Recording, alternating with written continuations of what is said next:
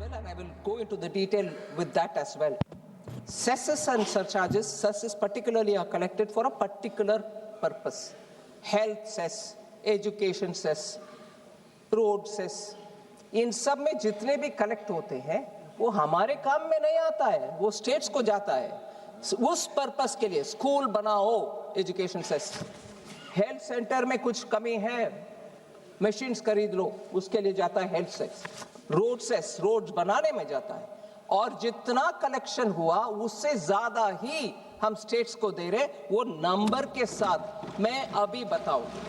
इसलिए centre collect करता है, ये नहीं है कि वो सेंटर ही उपयोग करता है। आखिर सेंटर के पास कोई रोड नहीं है और सेंटर के पास सिर्फ एक हॉस्पिटल है, ऐसे भी नहीं है। हॉस्पिटल हर जगह पर है और हर जगह पर जितनी भी हॉस्पिटल है स्टेट के साथ हम शेयर करते हैं। सो सेस कलेक्ट करने के बावजूद पैसा जाता है स्टेट्स को ही। सो ये I just want to explain that, and वो नंबर भी मैं देती हूँ। और रिसीट बजट में, क्योंकि ऑनरेबल मेंबर्स इस विषय में बहुत रुचि लेते हैं, ये बोलना चाहती हूँ। रिसीट बजट एक डॉक्यूमेंट है, बजट के समय बजट डॉक्यूमेंट के साथ वो भी आता है।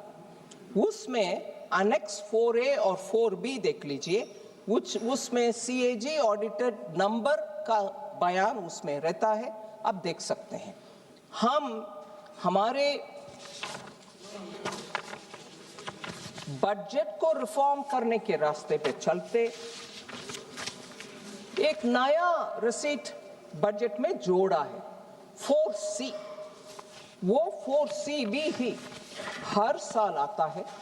उस 4C से आपको और क्लियरली डेटा मिलेगा कि कहां जा रहा है पैसा। ये भी फिनांस कमीशन अभी रेकमेंड भी कर रहे हैं कि हर साल आप डेटा निकालो उसका, वो निकाल रहे हैं। और हमारे बजट के डॉक्यूमेंट में रिसीट में वो भी है, सिर्फ मेंबर्स का जानकारी के लिए मैं देना चाहती हूँ। और इसमें से मैं शुरू कर रही हूँ ऑनरेबल मेंबर्स का questions. Honourable NK Premachandran ji had asked related to this. आप अभी टारगेट डेट टू GDP में जा रही हो विदाउट अमेंडिंग द FRBM, ये प्रश्न था उनका। मैं उनको कहना चाह रही हूँ, डेट टू GDP रेशियो ये नया टारगेट कुछ नहीं है। Along with fiscal deficit, debt to GDP already included है as a target. 2018 amendment of the FRBM act में वो बनाया गया है, वो प्रावधान। This is mentioned under the section 41B of the FRBM act. इसके कारण हम ये स्पष्टता से कह सकते हैं, गवर्नमेंट के स्ट्रैटेजी टू अचीव विकसित Bharat is to provide capital investment in the economy. For that purpose, we have allocated effectively 17.15 lakh crore, and this will work as a force multiplier and therefore accelerate our move towards Viksit Bharat, and this will be a very important factor in achieving Viksit Bharat, not by moving this or that. We have not moved, both are available through the FRBM Act. Madam, बहुत सारे लोग युवाओं के लिए बात किए और ये विषय था कि कुछ ऐसे नया पॉलिसी नहीं ले आ रहे जिससे युवा के लिए रोजगार मिले और उनको कैसे क्या स्कीम्स के द्वारा अटेंड कर रहे। मैं स्पष्टता से कहना चाहती हूँ, जैसे मैंने पहले ही बताया, 5 regional medical hubs medical tourism को बढ़ावा देगा। उसके साथ साथ 1 lakh opportunities in the next 5 years उस एक स्कीम के द्वारा होने वाले हैं। एलाइड हेल्थ प्रोफेशनल्स के उस बड़ा स्कीम के द्वारा। फिर 5 new industrial to textile sector to leather sector major parks जो बना रहे हैं, उसमें भी हम मानते हैं नया उद्योग और जॉब्स होने का संभावना क्लियरली दिखता है। एल्डरली केयर के लिए हमारी केयर इकोसिस्टम को बढ़ावा देने के लिए 1.5 लाख केयर गिवर्स को हम तैयार कर रहे हैं इस साल विद स्किल्स, जो कि वो wellness, yoga and assistive device operation सब कर पाएंगे। इसीलिए सीधा ये 1.5 लाख लोगों को इस साल ही अपॉर्चुनिटीज जॉब के नाते मिलेगा। इसके अलावा loan linked capital subsidy scheme for veterinary professionals to be available as veterinary professionals, गांवों में वेटनरी प्रोफेशनल के रोल में काम करने के लिए 20,000 से ज़्यादा लोग को इसमें तुरंत इस साल ही अपॉर्चुनिटीज क्रिएट होगा, उनको जॉब्स मिलेगा। इसके अलावा क्योंकि हमने आइकॉनिक टूरिज्म सेंटर्स का अनाउंसमेंट की, उसको साथ साथ जोड़ने वाले एक स्कीम, जॉब से भी जोड़ने वाली एक स्कीम है। 10,000 टूरिस्ट गाइड्स को हम तैयार करेंगे इसी साल। 20 आइकॉनिक सेंटर्स, टूरिज्म सेंटर्स में होंगे वो, और 12 वीक का ट्रेनिंग जो ऑनलाइन भी, सीधा भी, पर्सन टू पर्सन भी होगा। इससे ट्रेन्ड टूरिस्ट गाइड्स ये आइकॉनिक सेंटर्स में अपने रोजगार बढ़ावा कर सकते हैं। श्री मार्ट्स, ये भी अनाउंसमेंट हुआ है। एसएचजी ग्रुप्स के द्वारा, सेल्फ हेल्प ग्रुप्स के द्वारा महिलाओं को बहुत सारे प्रोत्साहन मिलता है, उनको कॉर्पस मिलता है, उनके छोटे छोटे बिजनेसेस कराने के लिए मदद मिलता है। बैंक्स भी उनको, उनके कॉर्पस को मन में रखते हुए उनको लोन्स भी एक्सटेंड करते हैं with some consideration in the rates. इसी एसएचजी ग्रुप को फोकस करते हुए माननीय प्रधानमंत्री जी ने लखपति दीदी का एक्सपेरिमेंट शुरू किया। उसमें इतने सारे गांवों में आज हम जाने में, आई एम श्योर ऑनरेबल मेंबर्स जाने के समय आप मिल सकते हैं कितने लखपति दीदी हर गांव में अभी सामने आ रहे हैं। उनका नंबर हम बढ़ाने के लिए भी अनाउंसमेंट की है। और ये महिला आज सिर्फ उनके अपने ग्रुप में ना करते हुए, मैडम मैं आपके सामने ये कहना चाहती हूँ, मैं नागालैंड गई थी, उधर नेशनल रूरल लाइवलीहुड मिशन के द्वारा थोड़ा कम ट्रेनिंग पाए हुए महिला आज सामने होकर के बोल रहे हैं हम, मेरा अपना दुकान चलाना चाह रही हूँ। वो कपड़े में हो सकता है, लोकल अचार हो सकता है, या लोकल कुछ हैंडीक्राफ्ट्स हो सकता है। इन महिलाओं को आज उनके अपने एंटरप्राइज खोलने का इतना आतुर है, उनको हम ट्रेनिंग भी करेंगे, उनको बैंक के द्वारा असिस्टेंस भी देंगे। सो शी मार्ट का मतलब self help entrepreneur, self help group से निकले हुए महिलाओं को प्रोत्साहन देना, उनको सपोर्ट देना, मार्केटिंग असिस्टेंट प्रोवाइड करना।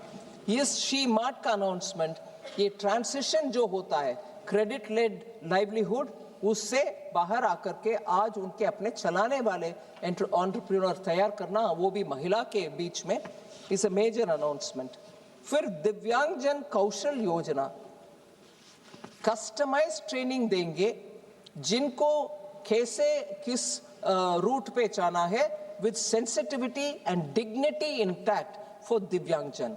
उनको आईटी में सेक्टर पा सकते हैं, या तो एबीजीसी में सेक्टर, जिसको अभी बड़ा प्रोत्साहन मिला, वो वेव्स कॉन्फ्रेंस के बाद भारत में बहुत अच्छा रिस्पांस मिल रही है।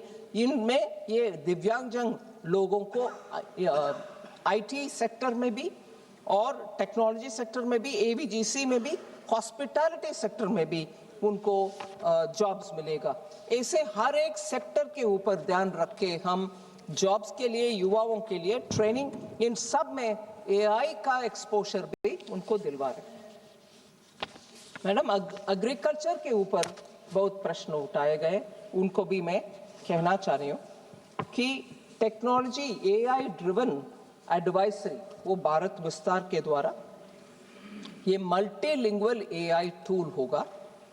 एग्री स्टैक जो एग्रीकल्चर मिनिस्ट्री के द्वारा क्रिएट गए, हर फार्मर को आइडेंटिफाई करके उनके क्रॉप है, उनके सॉइल हेल्थ कैसा है, उनको कितना फर्टिलाइजर आवश्यकता होगा, ये सब का विषय कंप्लीटली डिजिटाइज्ड रूप में एग्री स्टैक में रखे हैं। इनफैक्ट एग्री स्टैक हमारे यूपीआई स्टैक जैसे बड़ा नेक्स्ट भारत का एक innovative approach to digitize agriculture, जिससे प्रोडक्टिविटी इंक्रीज होगा, फार्मर का इनकम बढ़ाने के लिए ये एग्री स्टैक पोर्टल और ICAR का एक पैकेज भी है एग्रीकल्चरल प्रैक्टिसेस के ऊपर, कौन सा बीज अच्छा क्वालिटी है उसको टेस्ट करने का, और क्या एक्सटेंशन ट्रेनिंग दिलवाना है, इरिगेशन कितना कैसे होना, ये दोनों का एग्रीस्टैक जो डिपार्टमेंट का है और ICAR पैकेज जो quality of processing and also quality of seed and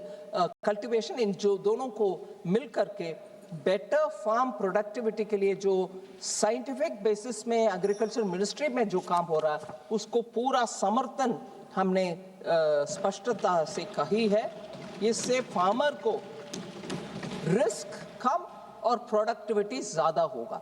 हमारे भारत के किसान को हम धन्यवाद कहना चाहिए कि इतनी सारे रिस्क जो है, बारिश आएगा, ओला होगा या क्रॉप एकदम नष्ट में आ जाएगा, पानी मिलेगा नहीं मिलेगा, क्वालिटी ऑफ सीड, इन सभी विषयों में उनका इतने सारे रिस्क है, फिर भी हमारे अन्नदाता सामने होकर के हमारे एग्रीकल्चरल सेल्फ सफिशिएंसी दे रहे हैं।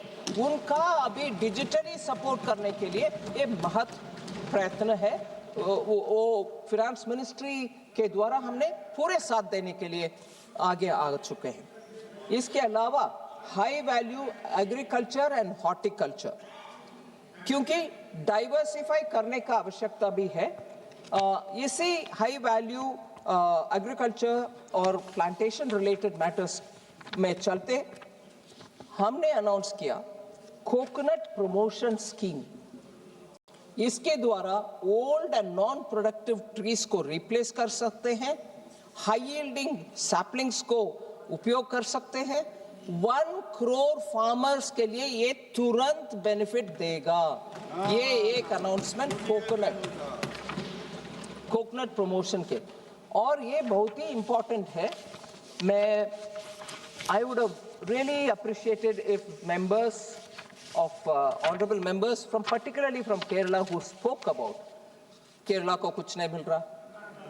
कोकोनट केरला का जीवन धारा है मैडम, हाँ, और हमारे सरकार के द्वारा प्रमोशन कर रहे हैं। और मैं ये भी बता दूं, देश भर में इन्फ्लेशन रेट एक है, टोटली इन्फ्लेशन कैलकुलेशन करने में एक नंबर आएगा नेशनल एवरेज। हर एक स्टेट में भी आजकल डेटा निकल रही है। मॉस्पी का डेटा अभी नया सीरीज जो आ रही है फरवरी 27 से, उसमें भी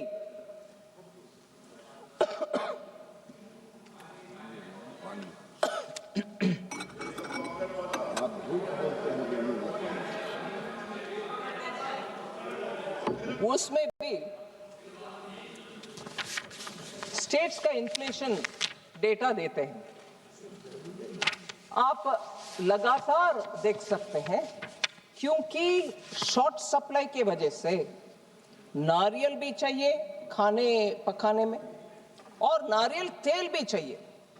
केरला के इन्फ्लेशन नंबर सिर्फ कोकोनट के किल्लत के कारण उनके इन्फ्लेशन में असर पड़ता है।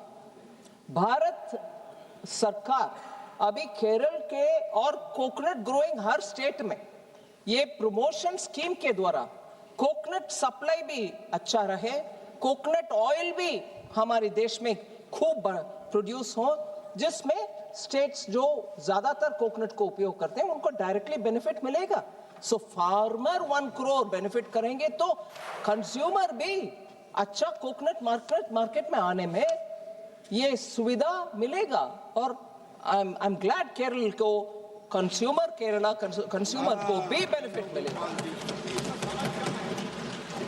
फिर कोकोनट ग्रोइंग बाकी स्टेट्स का भी इससे असर। दूसरा, एनके प्रेमचंद्रन जी हर साल मिलते थे मेरे से कि हमारे कैशू ग्रोवर्स के लिए कुछ करो, बाकी ऑनरेबल मेंबर्स भी मिलते थे, कुछ करो हमारे कैशू। इससे ज्यादा कॉम्प्रिहेंसिव अप्रोच लेकर के कैशू सेल्फ सफिशिएंसी हो भारत देश में, कैशू एक्सपोर्ट हो भारत देश से, कैशू का वैल्यू एडिशन हो जाओ भारत देश में ही, ऐसे कॉम्प्रिहेंसिव कैशू के लिए टोटल पैकेज और उसका ज्यादातर I would think 70% beneficiary are in Kerala, all right, also in Karnataka, Andhra Pradesh. Are honourable member from Kakinada spoke about it this morning. So Maharashtra, Goa, completely cashew industry last few years had their own difficulties. मगर इस scheme के द्वारा हमने cashew को complete support दे रहे. सो इन states में थोड़ा actively होकर के सामने आकर इसका पूरे भरपूर उपयोग करना चाहिए इस स्कीम को. ऐसे ही कोको, आज को कर्नाटका में भी बीच में इंटरक्रॉपिंग का फैसिलिटी, वो अरेका नट ट्रीज के बीच बीच में कोको कल्टीवेशन हो रही है भारत देश में, उसका भी सपोर्ट हम दे रहे हैं. ऐसे ही हमारे हिमालयन हिली स्टेट्स में पाइन नट का, वॉलनट्स का, आमंड्स का प्रोत्साहन इस स्कीम के द्वारा मिलेगा. और नॉर्थ ईस्ट में पर्टिकुलरली त्रिपुरा एंड असम, ये अगर वुड उधर होता है उसको like samrani, the frankincense, they use it for making agarbattis. And south east Asia में उसका बहुत बड़ा मार्केट रहता है. त्रिपुरा में मुझे मालूम है बहुत बड़ा वन, अगर के वन, हमारे बीजेपी सरकार आने के तुरंत बाद उधर बहुत बड़ा इनिशिएटिव हुआ करता था, वो भी इसमें से बेनिफिट होगा. लास्टली केरला और कर्नाटका, सैंडलवुड का बेनिफिट अब तक कोई सरकार ने उसके ऊपर बात नहीं किया. मोदी जी ने उसमें डायरेक्ट मुझे आदेश दिया. भारत का कल्चर से जुड़े हुए सैंडलवुड हमारे पूजा में, हमारे घरों में रखते हैं और सैंडलवुड को सीक्रेट मानते हैं हम. उसका कल्टीवेशन ही कम हो रहा है. मुझे सुनने में आया और डेटा भी मैंने देखा, ऑस्ट्रेलिया में आज बड़ा सा सैंडलवुड का वन वो लोग तैयार कर रहे हैं. भारत को पुनः सैंडलवुड का प्रामुख्यता समझ करके हम उसको प्रोत्साहन देना चाहते हैं. I am grateful honourable prime minister came and said, you are from the south, don't you know that you are losing all the sandalwood forest. इसका अभी मुझे ये भी मालूम है, आंध्रा में नेल्लूर डिस्ट्रिक्ट में शायद एक व्यक्ति पिछले 25-30 इयर्स से सैंडलवुड कल्टीवेट कर रहा है, मगर वो घर उनका वन में नहीं है, ऑर्डिनरी लैंड में उन्होंने सैंडलवुड कल्टीवेट किया. मगर कानून ऐसे है, वो सैंडलवुड इन द फॉरेस्ट जैसे ही उसको भी हम देखते हैं, काटना नहीं है, उसको कुछ करना नहीं है, मगर बड़ा हो गया ये किसान तो उनके अपने व्यक्तिगत अनुभव के साथ उसको बढ़ाया, मगर we are not able to do anything. So कानून जब रेस्ट्रिक्टिव हो जाता है, ऐसे बड़ा बड़ा जो भारत देश का संपत्ति माना जाना चाहिए, ऐसे सैंडलवुड का भी हम इस बार प्रोत्साहन दे रहे हैं. I am sure Kerala, Karnataka and states can benefit out of it. मत्स्य पालन के ऊपर 1 मिनट लेती हूं क्योंकि बहुत सारे मेंबर्स उसके ऊपर भी बात किए. 500 रिजर्वायर को हम अमृत सरोवर का नाम दे रहे हैं और फिशरी वैल्यू चेन पूरे कोस्टल स्टेट्स में वैल्यू चेन बनाने के लिए हम फिश फार्मर्स प्रोड्यूसर ऑर्गेनाइजेशन बना करके उनके द्वारा वैल्यू एडिशन कोस्टल एरियाज में ही हो जाने दो, फिर उससे एक्सपोर्ट भी अच्छा बढ़ सकते हैं. वो भी हम इस बजट में प्रावधान कर चुके. इसके अलावा मैडम, कभी भी ऐसे प्रोत्साहन देंगे मगर एक्सपोर्ट करने के समय दिक्कत आ जाता है. Duty free EEZ fishing zone, exclusive economic zone जो होता है हमारे समुद्र के तट में, उस पूरे इलाका में फिशिंग राइट्स हमारे फिशरमैन को मिलना चाहिए. अभी तो वो 12 किलोमीटर तक ही जा सकते, उसके आगे जाने में दिक्कत आ जाता है. अभी हम we have amended things in such a way that they can go to the high seas also and catch fish, and that fish can be exported even from there, and every such selling will be considered as export. Processing का भी हम boost करना चाहते हैं. उसका भी import duty में कुछ चेंजेस ले आए जिससे मत्स्यकारों को बेनिफिट हो सकता है. एनिमल हस्बेंड्री मैंने ऑलरेडी रेफर कर चुकी हूँ, ज़्यादा उसमें और एक्सपैंड करना नहीं है, मगर लाइफ स्टॉक सेक्टर के लिए कैलकुलेशन जब हम करते हैं सेंट्रल एक्साइज ड्यूटी का बायोगैस ब्लेंडेड सीएनजी के ऊपर एक्साइज ड्यूटी जो लगाते हैं, the entire value chain, biogas value chain को हम एक्सक्लूड कर रहे हैं, उसके ऊपर कोई एक्साइज ड्यूटी नहीं होगा, जिससे सीधा किसान का बेनिफिट मिलेगा। फिर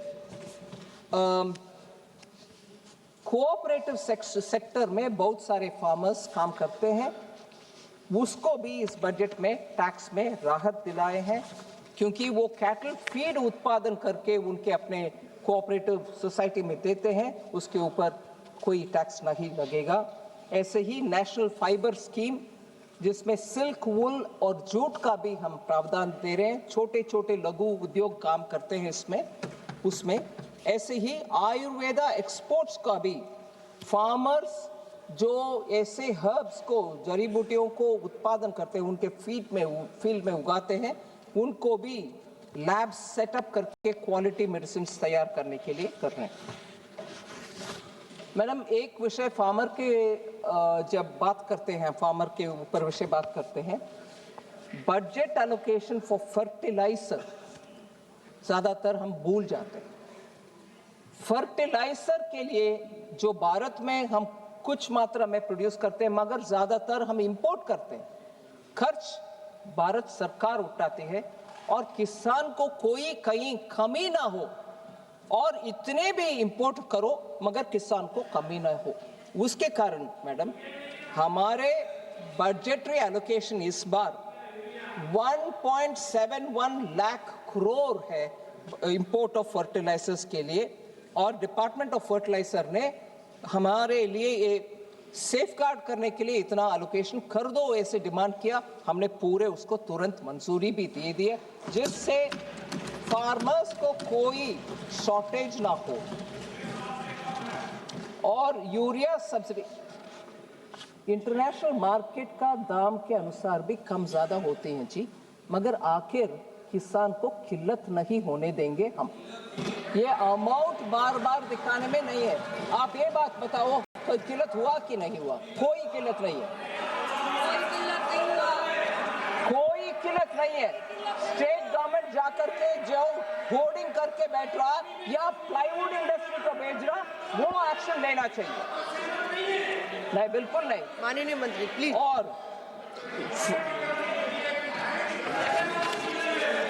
कोई किल्लत नहीं है। फिर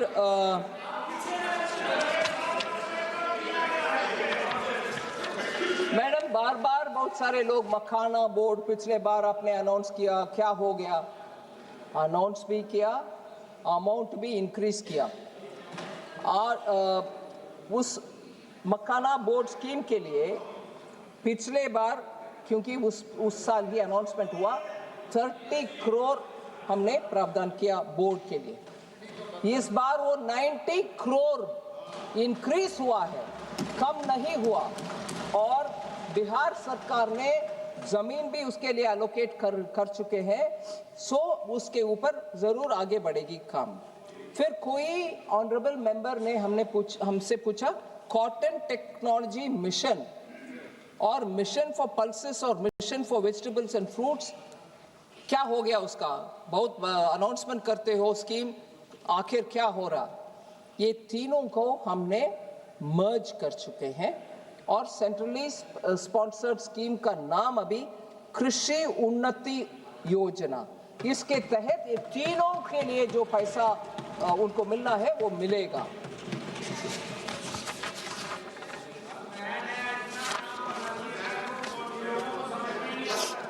समझ में नहीं आएगा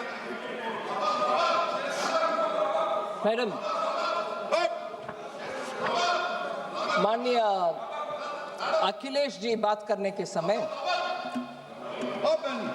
you have a rubber board, don't you?